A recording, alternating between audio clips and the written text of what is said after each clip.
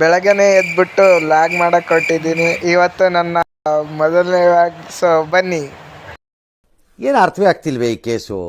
ಇಲ್ಲ, ಇವತ್ತು ನಮ್ಮ ಮಾವ ಬೆಳಗ್ಗೆ 9 ಗಂಟೆ ಆಗೈತೆ, ಎದ್ದಳು ಅಂದ್ರೆ ಎದ್ದೇಳ್ತಿಲ್ಲ, ಪೊಳ್ಳು ಎದ್ದಿಲ್ಲ ಅಂತ ಎಬ್ಸಕ್ ಹೋದ್ರೆ ಫೋನ್ನಲ್ಲಿ ಏರ್ಫೋನ್ಸ್ ಹಾಕ್ಕೊಂಡು ಹುಡುಗಿ ಜೊತೆಗೆ ಮಾತಾಡ್ತಿದ್ದಾನೆ.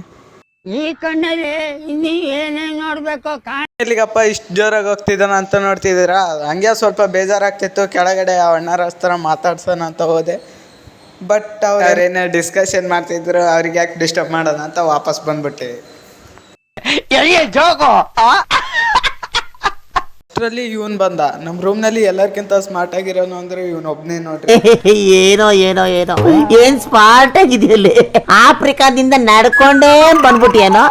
ಹತ್ರ ಹೋಗಿ ಮಚ್ಚ ಏನ್ ಮಾಡ್ತಿದ್ಯಾ ಅಂತ ಕೇಳಿದ್ರೆ ನಾಚ್ಕೊಂತವ್ನು ಹುಡುಗ.